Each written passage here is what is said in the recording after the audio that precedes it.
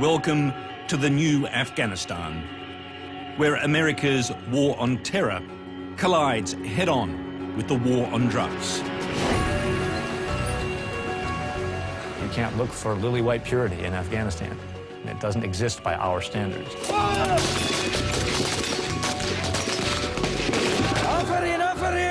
To be a leader, an effective leader in Afghanistan, at some point in your life, you had to have been involved in the commission of atrocities, the accumulation of enormous wealth.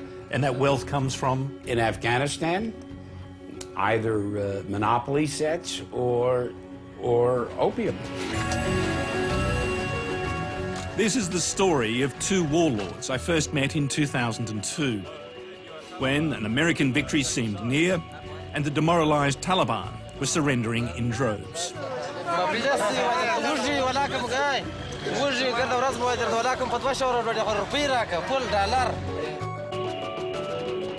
The two warlords were key American allies whose drug trafficking and human rights abuses were conveniently ignored.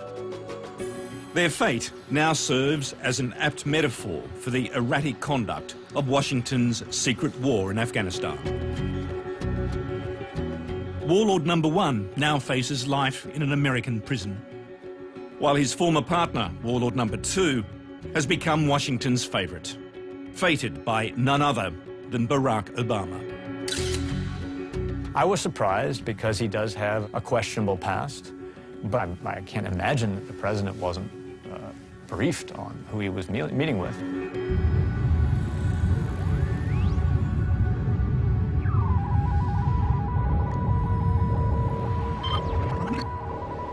Today, in the shadow world of narco-politics, all roads lead to Kabul.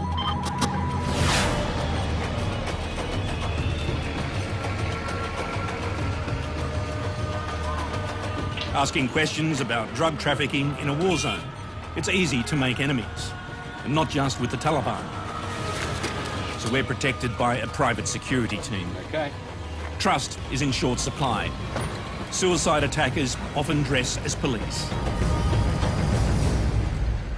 Well, it's now 6 years since I was last in Kabul, and the city in parts is almost unrecognisable. There seems to be twice as many people, 10 times as many cars, and it's become a city of high concrete walls and razor wire. It also has its own unofficial green zone here, a bit like Baghdad. And like Baghdad, people just seem to be gritting their teeth and waiting for the next car bomb or suicide attack. Of course, all this only protects the rich and the powerful. Afghans are bitterly disillusioned with President Hamid Karzai. The billions in foreign aid have delivered neither security nor prosperity. Just the bog of corruption and narcotics. Many, including the president's own brother, have been implicated, but few are arrested. Now producing 90% of the world's heroin and opium, Afghanistan is a virtual narco-state. Drugs fuel half the economy. America's top counter-narcotics official here admits he has a problem. To what degree does this narco-economy permeate the political leadership? It is pervasive. It is, throughout the leadership, throughout the economy, throughout the political class. I don't think anybody disputes that.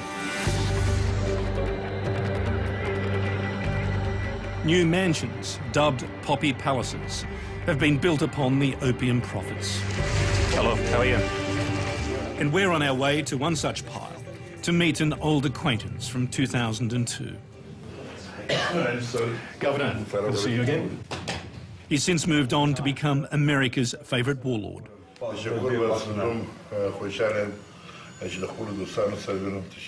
His name is Gul Aga Sherzai. Sherzai translates as son of a lion, but these days he's better known as the bulldozer, the ruthlessly efficient former warlord who gets things done.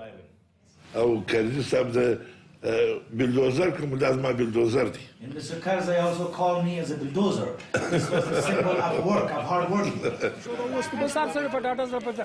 For 5 years now, he's been governor of troubled Nangarhar province.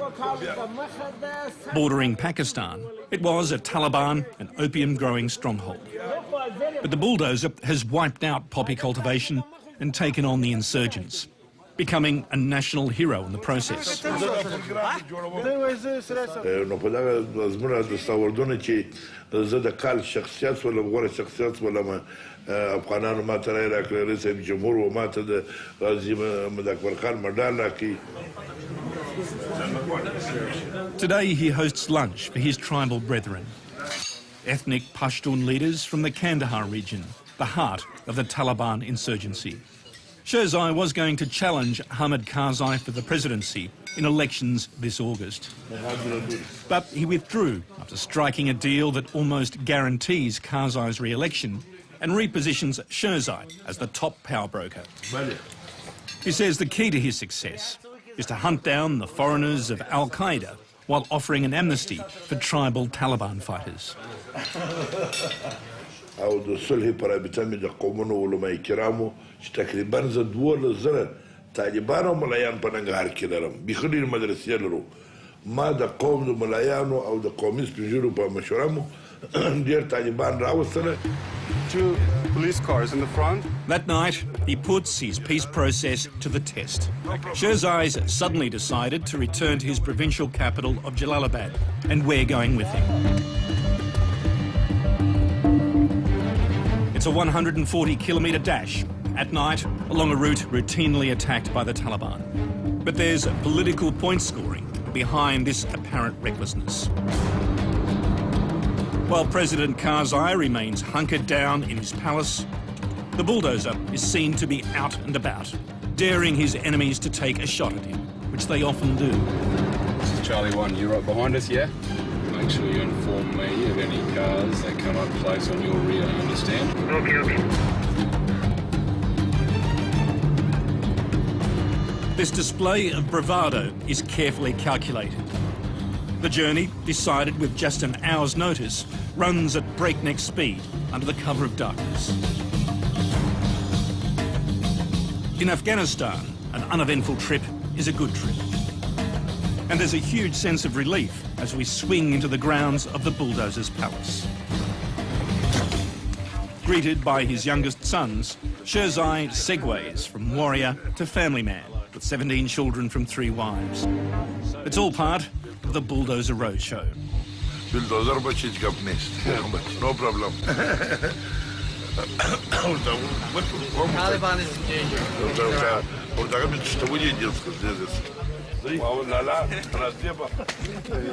It's been a long political journey here for the bulldozer.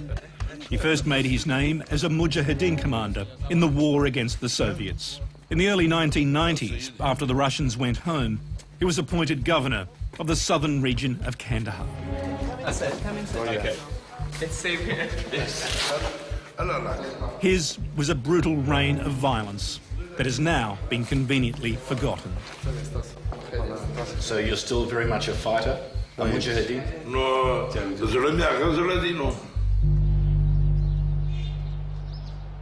a leading human rights investigator claims the bulldozer's brutality was a major factor in the rise of the Taliban, who won widespread support by vowing to end the chaos. His demand for Sherzai to be investigated has been ignored. We do know that while he was a governor in Kandahar, he was not able to control individual commanders who were committing serious atrocities. That was raping girls, raping boys, kids, everyday mass killings.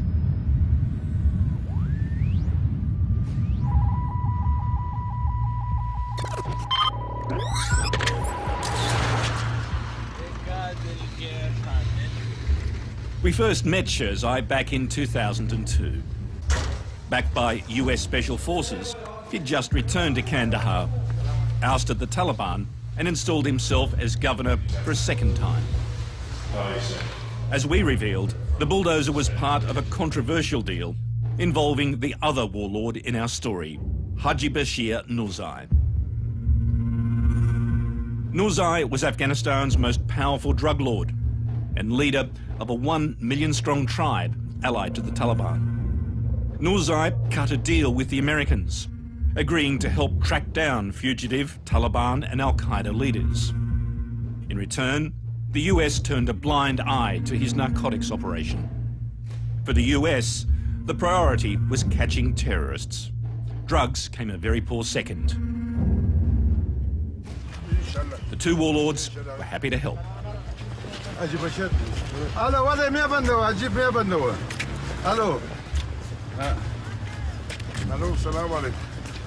Chatting on their US-supplied satellite phones, it was all pleasantries, never business. Because the business that glued the pair together was an enormous narcotics enterprise. Governor Sherzai, the bulldozer, was allegedly taking his cut of Nurzai's drug operation. The heart of that business lay 3 hours away in the town of Sangam. Armed with a hidden camera, we entered this former Taliban stronghold. The traffickers assumed we were American special forces. How was business? Had we declared our real identity, it was unlikely that we would have walked out again. It was a good quality product at the moment, good quality opium. Bad quality, good quality, most is better quality. Yeah. If I want to buy some, how much for a kilo in US dollars? Around $800. Can we see some product and show us some good quality stuff?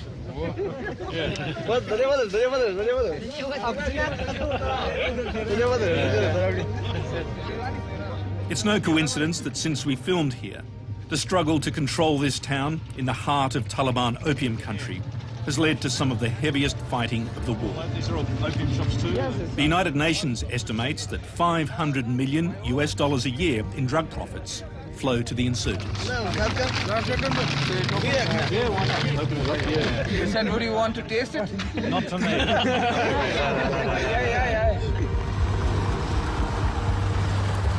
Sherzai was later sacked as governor amid tribal rivalries.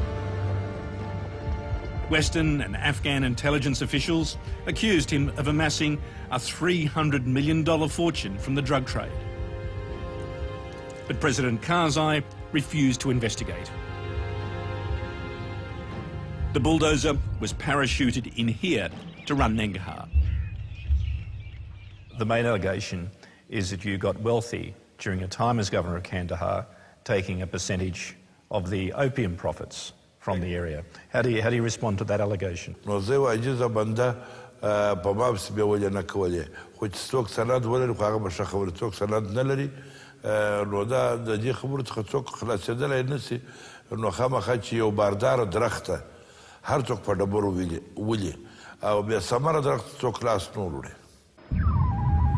But there was no soft landing for his old associate. Haji Bashir Nurzai took arguably the biggest risk of his life. He flew straight into the lair of the infidel, New York City.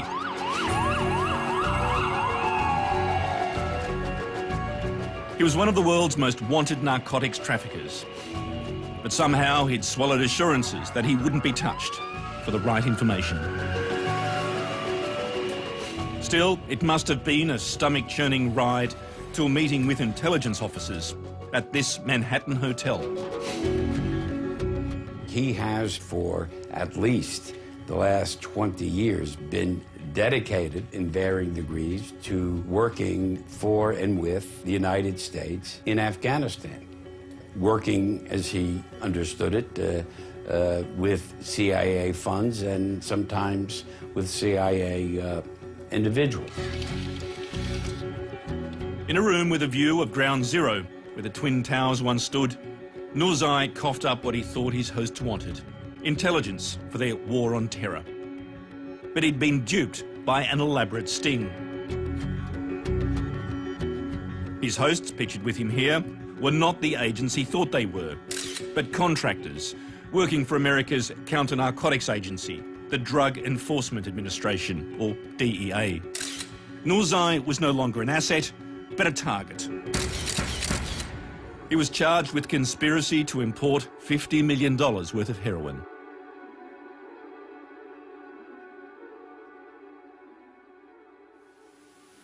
Today's arrest of heroin warlord Bashir Nourzai is a huge victory for Afghanistan and the United States in the fight against international narcotics trafficking.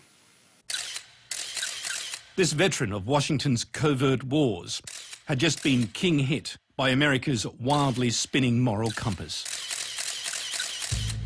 Nourzai's high-profile attorney claims it was a controversial takedown. He says Nourzai was lured to New York by a mysterious private company called Rosetta. While it was a DEA-run sting, he claims Rosetta's real masters were then Defense Secretary Donald Rumsfeld and his deputy, Paul Wolfowitz. So Rosetta was a kind of private enterprise CIA working to the Defense Secretary. Hopefully a competent CIA, as opposed to the one, according to Wolfowitz, that it had offices a few miles away. So yes, that was the idea. This was going to do things that couldn't be done through regular channels. Bribing public officials in order to establish introductions to people who ultimately introduce you to one of these high-value target people. Nourzai's New York arrest offered a brief glimpse into the strange, interdependent world of drug trafficking and intelligence. In 2007, with the insurgency and drug production spinning out of control, Thomas Schweik was appointed the Bush administration's special ambassador for counter-narcotics. His brief? To sort out the mess in Afghanistan. It is shocking. It's shocking when you first get there, to realize that everybody you're dealing with has been part of a gruesome 30 years of war, a civil war, fighting tribal rivalries with neighbors. It's just not a world that most of us in the West have ever encountered before. So you have to do the best you can. In targeting one warlord, it appears the Americans were prepared to ignore the crimes of another. We've obtained hundreds of pages of documents from the Rosetta operation to snare Nourzai. This secret 2004 Pentagon report accused Nourzai of directly bribing Gulaga Sherzai and of handling $500 million of Taliban leader Mullah Omar's money. In another document, Nourzai himself made detailed allegations of drug trafficking and collaboration with the Taliban against many in the Afghan leadership, including Washington's favourite warlord, Gulaga Sherzai. All this material was ruled off limits during Nourzai's New York trial. Sherzai was involved in the obtaining and keeping of power. In Afghanistan, what does that mean? In Afghanistan, that means that you are probably quite ruthless and capable of enormous violence and very, very ugly forms of it. One way or another, you're involved with opium. ما د حاجي بشر سره کار نه دی کړی. حاجي بشر ما تسلیم سوی دی، ما چې اسلحه راوړې ده ما ته تسلیم سوی دی. د طالبانو تر اوسه ما سره کار نه دی کړی.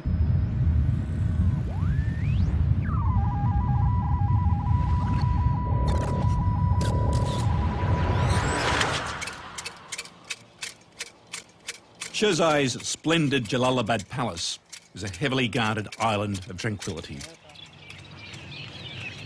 The bulldozer claims Nangarhar province is now poppy-free and safe. But in Afghanistan, security is a relative concept.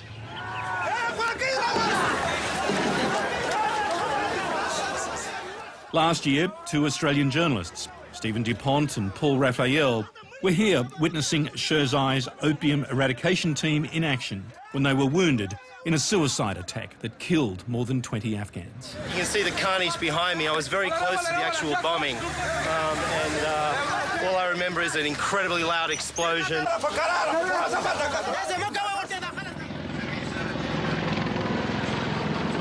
Today, the Americans take no chances. Generally, the province is pretty safe, but we did have an attack last month that killed four of my guys. The bulldozer is officially reopening an irrigation system rebuilt with American money. Washington believes he's delivered that most precious commodity, security. In return, the US has invested $140 million in 100 projects across his province. Well, he's a strong leader. He's done a lot of good work for Nangarhar. A lot of talk about whether he may want to move on to bigger and better things. We'll see how it goes. The governor is, quite literally, a river to his people. This system will provide water to 60,000 villages. The bulldozer's men forced them to abandon poppies for wheat and other crops requiring much more water. Now he's delivered. A man you can do business with. Yeah, he sure is. He's a friend of the coalition. He's worked very closely with us. We have established a great working relationship throughout the years and expect to continue to do so. It's been easier to shift farmers to that, whether it's wheat or pomegranates or saffron. Back in Kabul, US counter-narcotics officials plot the bulldozer's achievements with amazement. Much of it was grown in sort of the north and the west. Well, if you look at the numbers, it's hard to argue that it has been anything but a success. Going from 18,000 hectares to effectively zero in 1 year is pretty remarkable. Why has he been able to make it work in Nangarhar and you don't have that degree of success anywhere else in the country? What's the critical factor there? I wish we knew. I wish we could see the same results in other provinces around the country.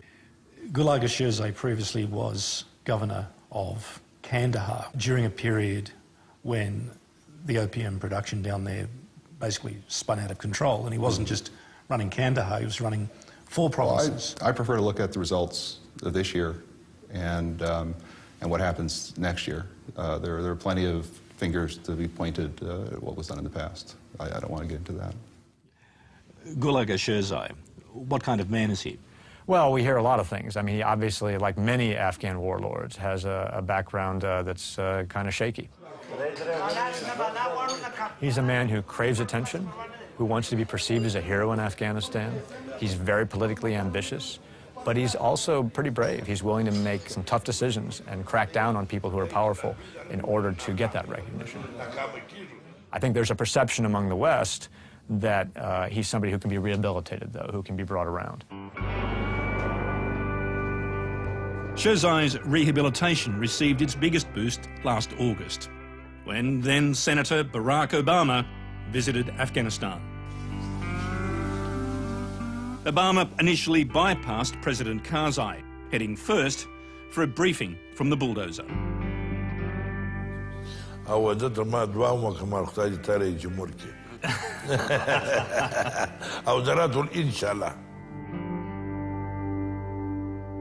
This is exactly what they crave, too, Mark. They want recognition. The more recognition you give these warlords as having improved their country, the more they will do things that we like. But rather clearly defined capabilities. President Obama is now sending an extra 21,000 troops to Afghanistan, to train terrorists, part of his new strategy for victory that also targets traffickers. The economy is undercut by a booming narcotics trade that encourages criminality and funds the insurgency. The people of Afghanistan seek the promise of a better future. The tragedy is that it's taken nearly 8 years for America's generals to acknowledge what was obvious from the first day their troops marched through the opium poppy fields. They're such pretty flowers. The drugs, the Taliban, and the corrupt Afghan leadership are all linked. So colorful. Was it perhaps one of the biggest errors made strategically in dealing with Afghanistan? I think so, absolutely, because the people we're fighting get significant resources from the drug trade. And we should have known that, because the Taliban in the 1990s took money from the drug trade. But this new get tough strategy has its limits. The party won't be ending anytime soon for Gulag Shirzai. The new Afghanistan needs strong leaders. Is the national interest best served by fighting the drug people or working with them? And now we see in Shirzai's example, the pendulum is going back to the practical approach. The swing of the pendulum has knocked out Haji Bashir Nuzai. Held in his Manhattan jail for 4 years, he was recently sentenced to life behind bars.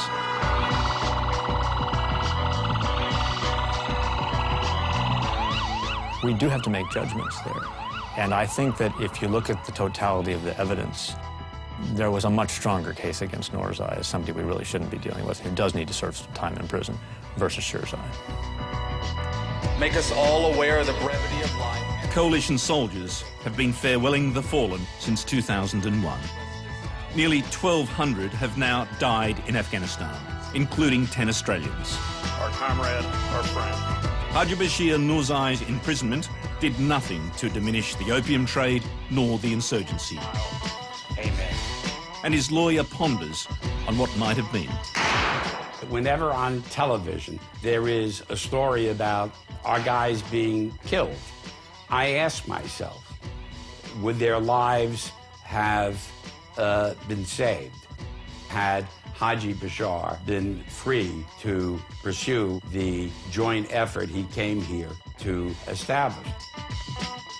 We'll probably never know.